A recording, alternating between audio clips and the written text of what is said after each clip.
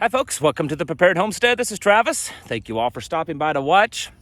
Well, I haven't done a garden update in a while, so I thought I would do that, let you know how it's going, what's working, what isn't, especially compared to last year.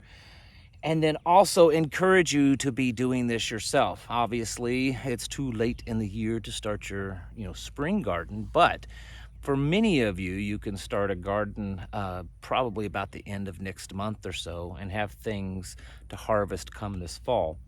And then also the importance of this, all the stuff that I talk about on a day-to-day basis about, this is happening, economy, food supply, all this.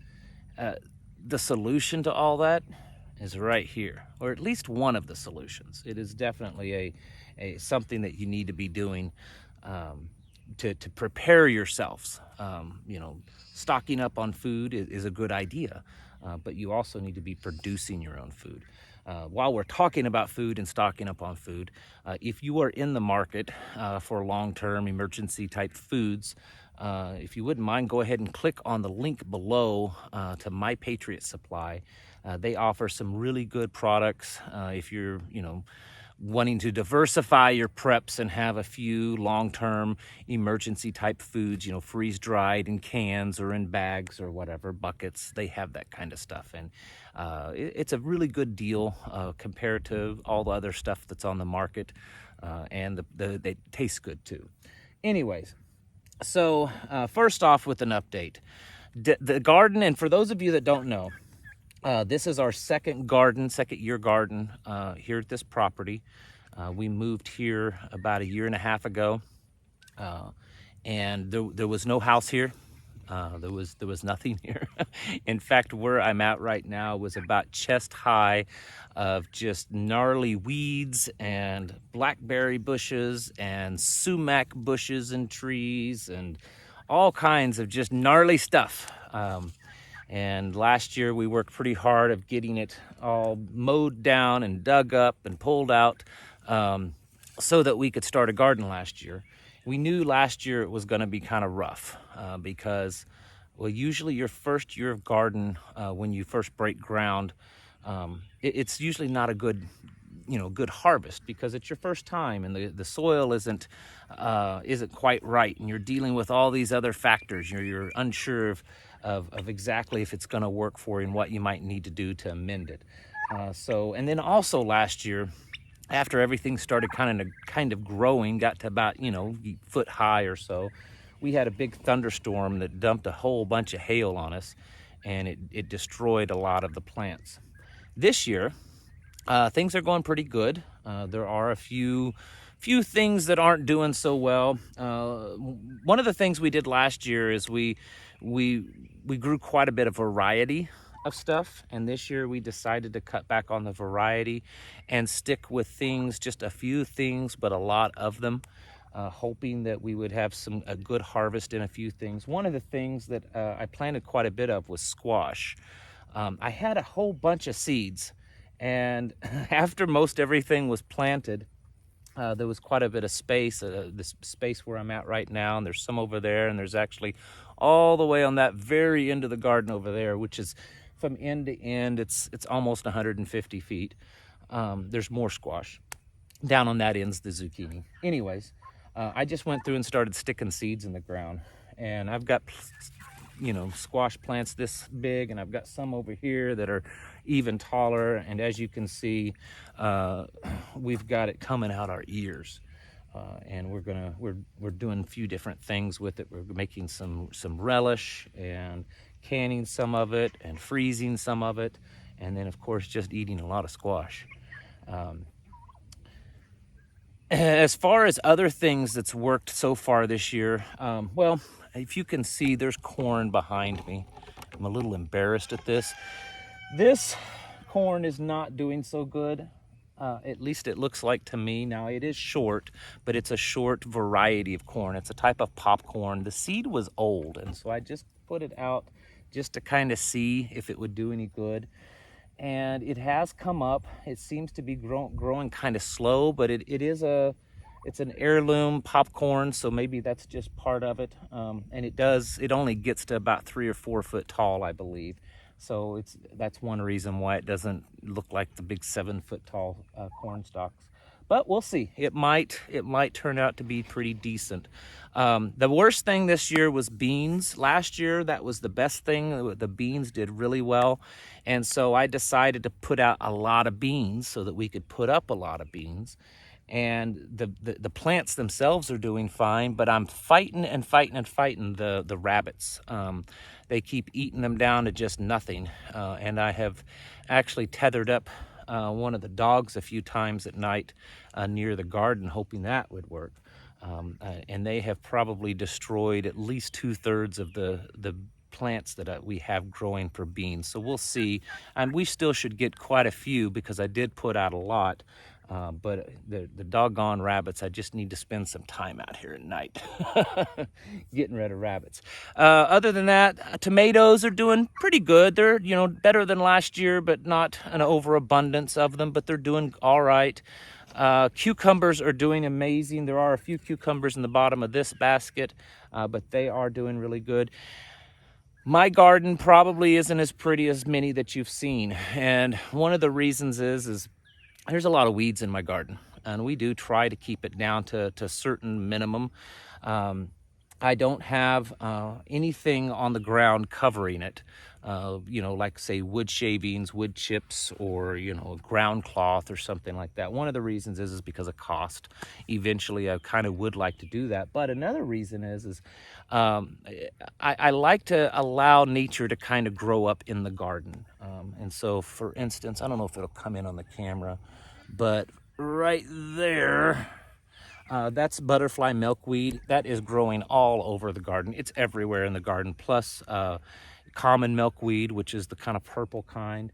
There's several other really good wildflowers that are growing up in the garden.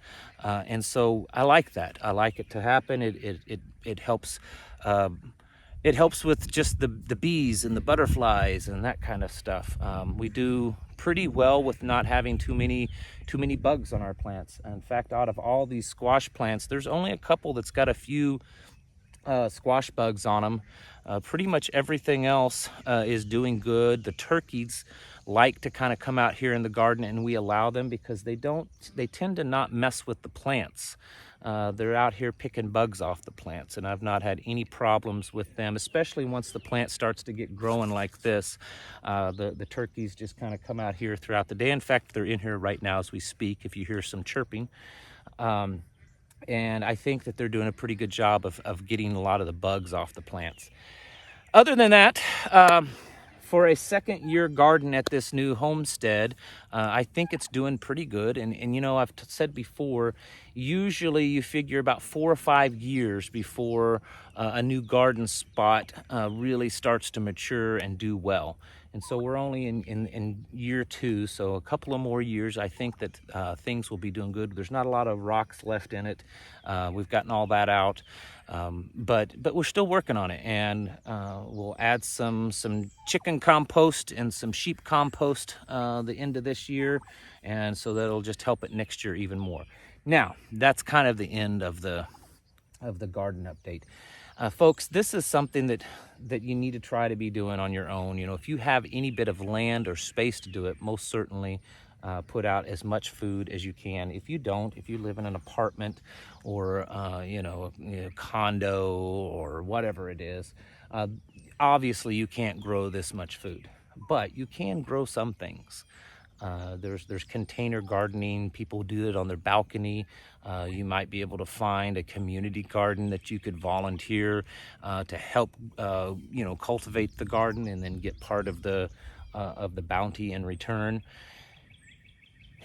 It's really important, though, to just get out and try it, because if you've never gardened before, and I've gardened my whole life, my mother's an avid gardener, my grandfather was an avid gardener. I've been around it my whole life, and every year, as I just said a little bit ago, there's things that do good and there's things that don't do good.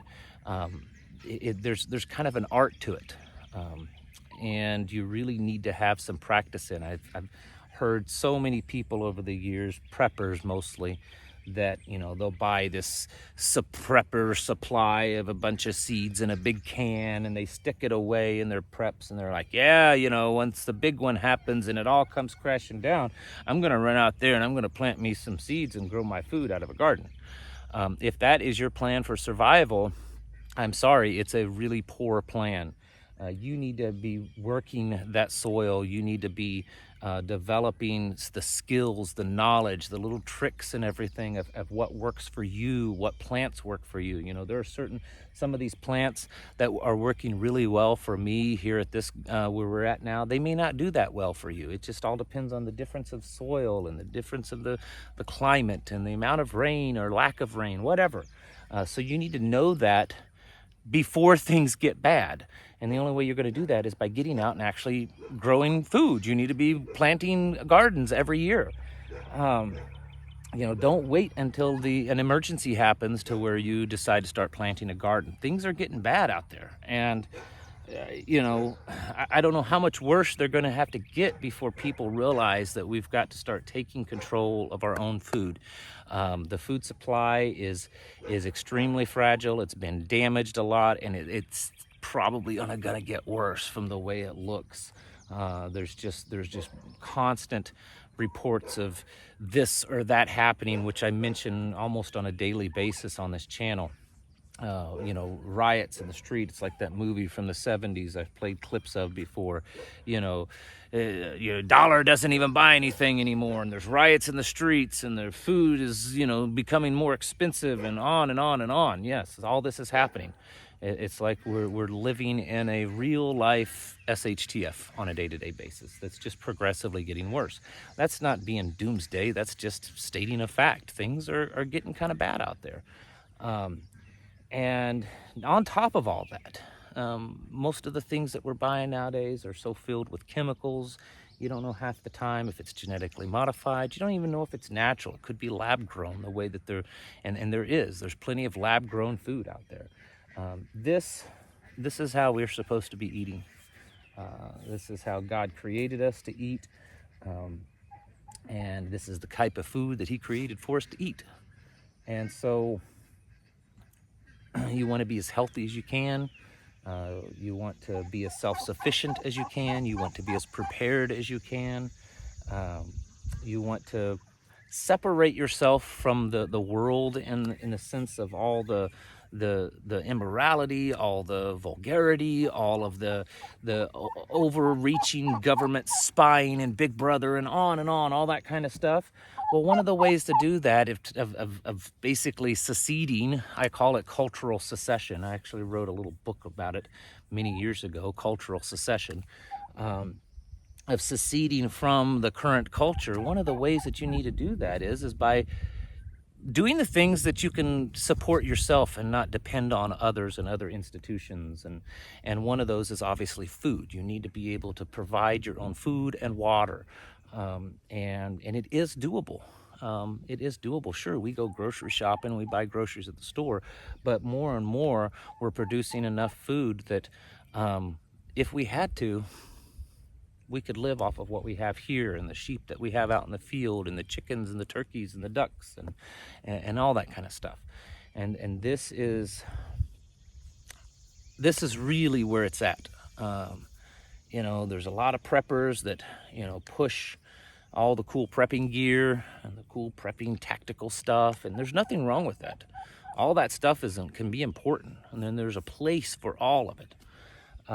But if you are not working on your self-sufficiency, if you're not working on being able to take care of your own, your family, work with your neighbors, your community, then your preparedness plan has an expiration date. It's only going to last so long. You can only exist so long in a tactical world and eating MREs and freeze-dried foods and things like that. You can only last so long. You can only last so long on the medicines that you stored up on that aren't going to last forever, until you get to the point that you need to start looking at natural medicines, and you start refilling your supply cabinets with food that you grow on your own. So once again, yes, it's that video where I push of growing your own food, of being as self-sufficient as possible when it comes to your food. because it is extremely important. I firmly believe, and you call me a conspiracy theorist because I've been getting called that lately. I'm a conspiracy nut. I was told that this morning. That's fine. But I firmly believe that the people that rule the world, the ones in power, the ones making the decisions for everyone's lives, and governments and heads of institutions and heads of, the largest corporations and stuff like that, they don't want us to be dependent. They don't want us to eat naturally healthy food, and they don't want us to be independent from them. They want us to be dependent on them, not independent from them. That's why they don't want people living on little small farms. They don't like you living off the grid. That's why there's all kinds of rules and restrictions all over the place. They want you to eat the stuff that they produce in their lab because it's environmental. I assure you folks, growing my own squash like this and eating them is the most environmental way you can eat. They don't want you to be independent. They want to continue and increase the nanny state. And if you want to be rebellious of the Great Reset, rebellious of the global governance and, one world order and the far left and all that kind of stuff, one of the greatest rebellious acts that you can do is growing your own food and becoming food independent. So do that if you can. Start as soon as you can. If you haven't, if you've already started, continue expanding. This year the garden is bigger than it was last year, and come this fall we already have plans to increase the size of it. It'll be increased at a maybe 30-40% bigger than what it is right now, and we'll just keep going until we run out of room. All right folks, that's about all I have to say. I can't stress enough, growing your own food, raising your own meat, having a good clean water source that's completely independent of the system is extremely important, and will only continue to be more important as this world that we live in progresses and becomes, well, worse. All right, thank you for watching. I'll catch you in the next video.